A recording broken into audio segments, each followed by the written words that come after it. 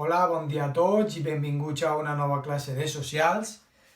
Bé, avui anirem a la pàgina 34, val? I anem a veure els climes i la vegetació d'Europa. Com hem vist, Europa té una expansió prou gran, val? Està banyada per diferents mars i oceans i està situada entre una zona templada, que seria la més pròxima a l'equador, i una zona més freda, que seria la part nord. Aleshores, a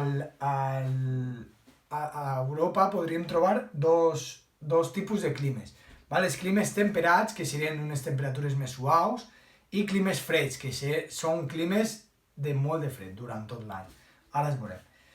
Bé, ens diu així que la major part del continent està entre els 35 graus i els 60 graus, és a dir, en la zona temperada, val? I bé, per això la majoria del territori europeu no hi ha temperatures ni molt altes ni molt baixes, val? Aleshores, bé, podem distingir en els climes temperats tres tipus de climes. El clima oceànic és característic de les zones banyades per l'oceà Atlàntic i el centre d'Europa. Podem veure en el mapa en la pàgina següent, com així en Espanya ens arriba fins al nord, a tota la part d'Astúries, Galícia i demés. Les temperatures són suaus en estiu, no fa excessivament calor, i les precipitacions són abundants i regulars durant tot l'any. Recordeu quan vegeu les notícies, a la part, per exemple, de Galícia, Astúries i demés, sempre està núvol, sempre fa així una miqueta de pluja, demés, el Regne Unit, França, demés, tenen temperatures menys assolellades. Bé, tenim així, per exemple, en la figura 1, la climatologia de Bordeus a França i el paisatge de clima oceànic, val?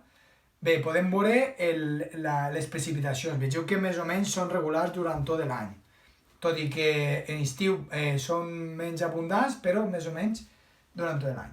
Bé, després tenim el clima mediterrani, que és el clima que tenim així en la nostra zona, que és la part que banya el mar Mediterrani, que comporta quasi tota la península ibèrica, Itàlia i una miqueta de Grècia. Bé, tenim així com nosaltres podem viure en primera mà, les temperatures són elevades en estiu i suaus en hivern. En hivern no fa excessivament fred. I bé, les precipitacions no són abundants, plou poc, sobretot els mesos d'estiu, que pràcticament no plou gens. Bé, així tenim en la imatge B el clima mediterrani, climatologia de Catània a Itàlia, paisatge de clima mediterrani. Vegeu com els mesos de juny, juliol i agost, inclús maig, no plou molt, plou més cap a la tardor, hivern, un poc de primavera, Doncs bé. I després tenim el clima continental, que seria el que s'expandria per tota la plana, per tota Europa de l'Est. Bé, les temperatures són altes en estiu i molt baixes a l'hivern, és a dir, hi ha un contrast molt gran. Les precipitacions es concentren sobretot en estiu, al contrari que el clima mediterrani, el clima continental en estiu és on més pluges hi ha. Pluges i temperatures altes, en estiu, i en hivern menys pluja i temperatures baixes. Bé, després la part nord, com que està més al nord, tenim, anem a parlar ara dels climes freds. Tenim el clima polar, que és el que pertany a la part nord, que és on més fred fa, estan per damunt de 60 graus al nord, en la zona de més. I bé, tenim el clima polar, que és el dels països nòrdics, i la part alta de Rússia. Recordeu que quan vegem imatges de Rússia i de més van tots tot nevat, sempre molta neu. I bé, les temperatures solen estar normalment baix de 0 graus, és a dir, hi ha vegades que arriben fins a menys 40 graus. Nosaltres així estem a 0 graus i ja diem, ai, que fa fred. Realment no és fred. És fred per al que estem acostumats, però no per al que realment passa en aquests països. Bé, i les precipitacions són escasses. Podem veure en el 4, bé, com més o menys les precipitacions són més o menys iguals, no superen 60 metres quadrats, 60 litres per metre quadrat, és a dir, i són climes pues, més. Després, tenim els climes de muntanya. Val? Sempre s'ha dit que la muntanya té el seu propi clima. Bé, doncs és així. Són temperatures molt canviants, precipitacions canviants, que solen entrar a causa del canvi de temperatura i de més. Bé, les característiques més elevats del continent podem trobar pues, el que vam veure l'altre dia, els Pirineus, Alps, els Balcans, el Caucas, val? I de més. Bé, les temperatures són molt baixes durant l'hivern, fa molt fred degut a l'altitud, i són fresques a l'estiu. A l'estiu podem trobar un dia solejat, però si a la base estem potser a 30 graus, dalt pot ser que estiguem a 20 graus. I ja 10 graus de temperatura és una diferència important. I les temperatures i les precipitacions són abundants, degut al canvi tèrmic. A partir de les 3-4 de la vesprada solen entrar els canvis de temperatura, es condensen els núvols i cau precipitació, quasi que tots els dies. Bé, tots aquests climes, al ser tan diferents i de més, fan que en tot el conjunt europeu tinguem diferents tipus de vegetació. Podem veure així, la vegetació en les zones templades serà diferent que en les zones fredes i polars. Bé, tenim així el clima oceànic, es diu que hi ha prats i boscos de faigs i roures. Les planes amb sòls pobres només creixen herbes i matolls.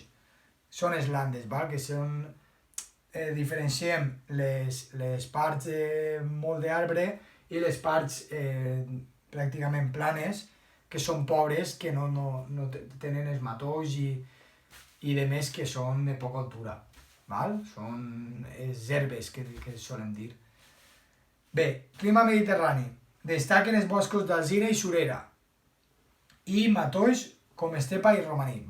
Tenim arbres i per baix molt de matolls, molt d'arbust. I bé, i després finalment tenim el clima continental, que hi ha tiagars, que són boscos de fulla perenne. És a dir, fulla perenne és fulla que es manté durant tot l'any, la fulla caduca és la que no es manté tot l'any. Bé, formats per avets i pins. Hi ha estepes que són planes, de sòls pobres i només creixen herbes, al igual que el clima oceànic. El clima oceànic i continental tindrien una certa relació, un poc diferent al clima mediterrani. Bé, després tenim la vegetació en les zones fredes. Bé, doncs si en llocs on fa molt de fred, lògicament no creixerà vegetació. Però llocs més suaus, que no tan fred, doncs pot ser que sí que hi hagi algun tipus de vegetació, com siguin molses, líquens, d'alguns arbustos baixos. Bé, que seria el que s'anomenaria la tundra, que serien espècie de musgos i de més que solen eixir. Doncs bé, així tenim el mapa també, podem veure el mapa dels diferents tipus de climes i de més, que van en concordació amb la vegetació. Bé, completa aquesta taula dels climes d'Europa. Farem el clima, tipus de clima, les temperatures que solen oscil·lar, si són altes, baixes, mitges o templades. El tipus de precipitació i anem a añadir-li una casella més i a posar el tipus de vegetació també. Una xicoteta explicacioneta de vegetació, un xicotet resum de lo que seria la vegetació. Aleshores, bé, activitat 1, temperatures, climes, que estaria clima, temperatura, precipitacions i hem dit que afegiríem la vegetació. Doncs bé, això seria tot per avui respecte al temari. Bé, respecte al repte d'ahir, l'enganyifa, molta gent pensaria que es pot restar 1.111 vegades, però realment únicament es pot restar una vegada, perquè només hi ha un 1, el de més és un 10, és un 100, és una miqueta trampa, però bé. Bé, el repte d'avui seria 4 parts. Divideix aquesta figura en 4 figures iguals, et proporcionem una quadrícula per tal que sigui més fàcil obtenir la solució. Bé, esta és molt fàcil i bueno, cada dia hi ha d'un nivell. Doncs bé, això seria tot per avui. Doncs res, ens vegem demà. Adeu!